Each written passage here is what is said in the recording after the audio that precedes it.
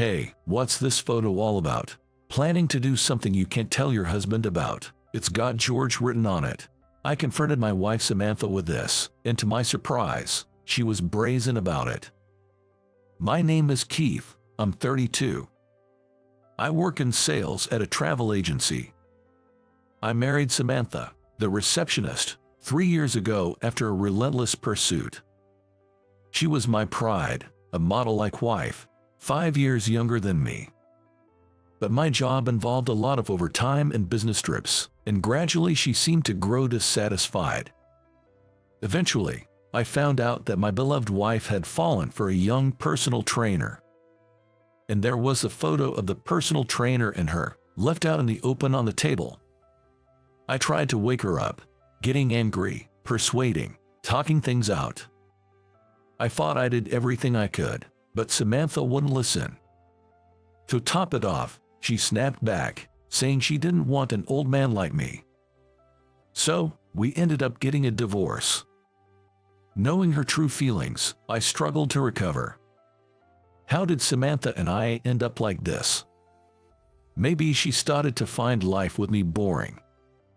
Even after marriage, I was always busy with overtime and business trips. Essentially, Samantha lived like she was single. And without kids, there wasn't much housework needed. Above all, Samantha had little to no interest in household chores or supporting my work. Early on, she decided to get a part-time job at a clothing company and said, "Keith, I'm busy too, so let's do our own thing." Stunned, but feeling guilty for not being around much, I swallowed my opinions. Samantha went out to work part-time with vigor and was frequently away from home. Since we hadn't been blessed with children yet, I thought it was better than her being home alone. Her clothes and even her appearance began to change after she had been working part-time for a while. Short skirts, heavy makeup. Was this really just for ladies' nights out? My bag feeling proved right. Samantha had been lured out for drinks by her coworkers and ended up fascinated by a young personal trainer. It was too late when I realized. I found his business card after returning from a business trip. I pressed her, demanding, "Explain to me what's going on here." She retorted, "What do you mean? What's going on? You're always away, and living together isn't fun at all, so I'm just having fun on my own." Shocked, I reminded her, "We're married. You're my wife. You shouldn't be playing around like this." But her response was shocking. "Everyone said to choose a husband for his money. I'm young and pretty, and the thought of spending my life with an old man like you is horrifying." Hearing Samantha's true feelings was like a punch to the gut. I thought we were in love and got married, respecting her opinions and cherishing her as my wife. But the Samantha in front of me was like a stranger. To her, I must have been nothing more than an ATM for her to spend the time with the guy. We ended up getting a divorce by mutual agreement. No alimony was involved. Because unbeknownst to me, our bank account was drained. Samantha had poured everything into the guy, leaving our finances almost at zero. I felt empty even as I went through the divorce proceedings. Where did I go wrong? Should I have quit my job for one that let me spend more time with Samantha? Should I have bought more presents, said I love you more? Or should I have worked on my appearance, to be a man Samantha could be proud of? No matter how much I tried to figure it out, I, who had hardly any experience with women, just couldn't understand. Samantha was incredibly thoughtful and bright in personality. In our social group, she was the type everyone adored, and being with her always lifted my spirits. She was slim and model-like, the complete opposite of my average build, and always looked much younger than me. Samantha was undoubtedly the wife I was proud of. But then she called me an old man. While finalizing divorce procedures, I felt like I was branding my life with failure, and honestly, it got me down. Thus, as a man who lost his wife to a young man, I embarked on a life with a divorce under my belt. Honestly, my daily life didn't change much after the divorce. Samantha had always insisted I do my share of the housework, and with constant dining out, the kitchen stayed clean. But the room, devoid of Samantha's belongings, felt desolate, like a monochrome photo, reminding me of my newfound singleness. Unable to recover from the shock of divorce, I threw myself into work to forget Samantha. I eagerly took on sudden business trips and overtime. Then, a colleague named Emily, recently assigned to my department, said, "You'll flip if you keep pushing yourself like this." I used to be the same, placing a coffee on my desk. Her casual kindness meant the world to me, especially in my post-divorce gloom. I thanked her. "I really appreciate your thoughtfulness. Please feel free to ask me anything if you're unsure about the new department." Wanting to return the favor, I took on supporting her work. Turns out she was looking for someone approachable to ask questions. Emily and I started talking several times a day at work, and as we got comfortable, we began having lunch together. Our conversations over meals were surprisingly enjoyable. I loved traveling and spas, and shockingly, so did she. We started visiting popular spas on weekends together. Of course, separately for men and women, but having someone to dine with afterward was a real joy for a divorced man.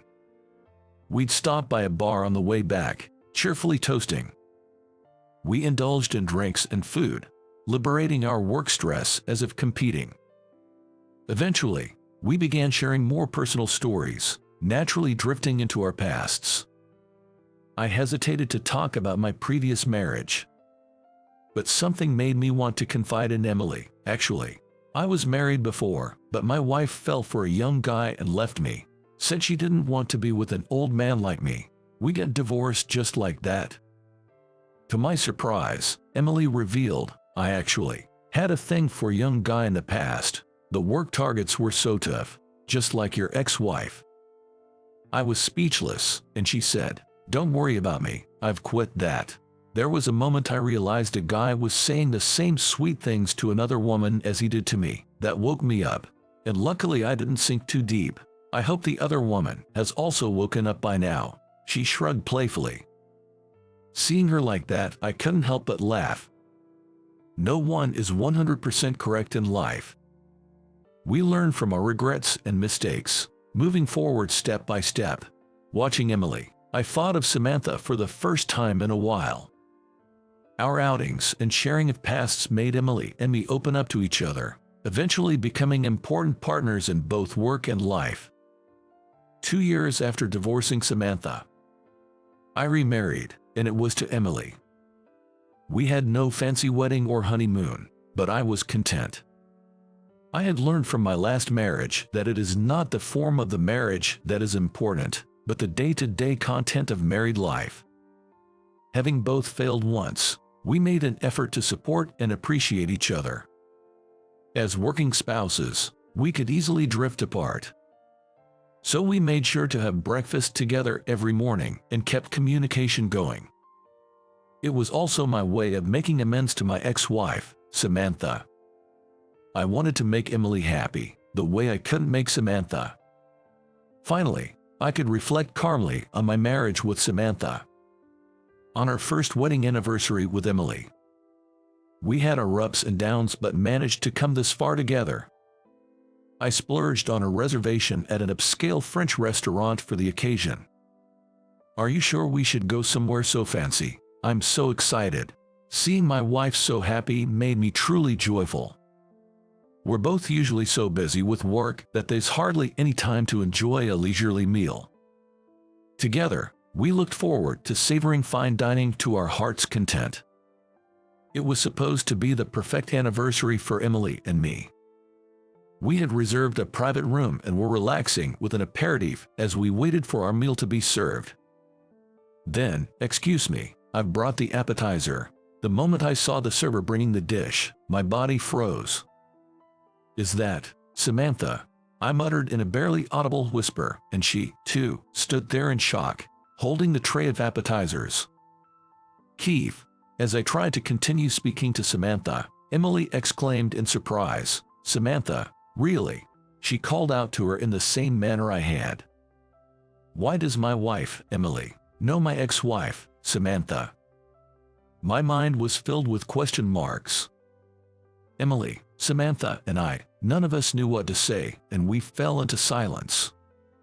Samantha still looked young and beautiful, and the elegant uniform suited her well. Though she was surprised to see me, her expression froze even more upon seeing Emily with me. Then, with a strained voice, she said to Emily, "You're the one from that time." Samantha then looked back and forth between us with a look of disbelief. "I thought you had given up on George, and now you've run off with some rich old man." She threw these harsh words at Emily and me. Emily, the target of Samantha's attack, turned pale and fell silent. As I was about to retort on her behalf, Emily gestured to me to stop and said, "I chose Keith because he's always kind and treasures me, sees me as a woman, not just a client. I, who was so unfulfilled, have finally found a place where I can feel at peace. I understand the attraction to George, but leaving someone who truly cares for you is a foolish choice you've made." Of course, Samantha was furious at being lectured. "What are you talking about? You're just a loser who couldn't get George. I'm different from you," she retorted sharply, then slammed the appetizer onto the table and stormed out of the room. Stunned by Samantha's outburst, Emily and I quietly began to eat the appetizer. I then asked Emily, "Would you mind telling me how you and Samantha knew each other?" Emily hesitantly replied, "Well, Samantha and I were both financially supporting the same personal trainer, George. We spent a lot to him. When asked, we offered money so that he can open his own gym, but I overheard him telling Samantha the same thing he told me, that he wanted to be with me. That's when I woke up and was able to return to my true self." Ironically, it was his insincere words to Samantha that had also awakened Emily. From her behavior, it seemed Samantha had not yet woken up from her obsession with the trainer. I felt a concern for her, speaking little. Our first wedding anniversary with Emily, supposed to be a joyous occasion, had unexpectedly become a time to reflect on my past marriage. The course menu that followed was delicious, but predictably, Samantha didn't return to serve us. However, Samantha's hurtful remark about me being an old man reopened old wounds in my heart. I wondered inwardly if someone like me could really make anyone happy. Feeling downcast, when Emily asked, "You're not eating, is something wrong?" I replied with self-doubt, "Maybe if you weren't with someone like me, you wouldn't have to hear such awful things from Samantha on our anniversary. I'm sorry, our married life must seem so dull, right?" Emily shook her head softly and said, "I chose you, Keith, not some young flashy guy. You're genuine and substantial. Being here with you today is the happiest day of my life." Tears streaming down my face, I nodded in agreement. Grateful for having her in my life, we thoroughly enjoyed our meal and paid the bill. Before leaving, I approached the reception. "I'd like to thank the waitress who served us first today." Reluctantly emerging from the kitchen, Samantha listened as I said, "I've always wanted to apologize to you. I'm sorry for leaving you alone in the apartment, for refusing your home-cooked meals because of work, for not properly acknowledging your struggles. You must have felt out of place in our home. I regret not realizing that as your husband, but I'm sure someone will understand and appreciate you. Samantha, please find happiness this time." As I bowed deeply, I heard sobbing. Looking up, I saw Samantha crying like a child. And then, from behind me, I heard the sound of someone sniffling. Behind me, Emily was also weeping. Realizing my past mistakes and weaknesses through 2 marriages, I had finally expressed my long-held feelings to Samantha. Resolved not to make anyone cry again, Emily and I headed home. "Mom, is that all the stuff I'm taking to daycare?" I asked Emily, who was busy getting our child ready. Since then, Emily and I had been blessed with a child, and we were leading a busy life as working parents. Though I try hard in parenting, I'm often scolded by Emily for being unhelpful. But as a husband and father, I'm striving more than ever for my family. And Emily, no matter how busy, always makes sure to pack a lunch for me. It's my supportive wife and lovely child that keep me going. I'm determined to cherish Emily, who fell in love with me for who I am, for the rest of my life.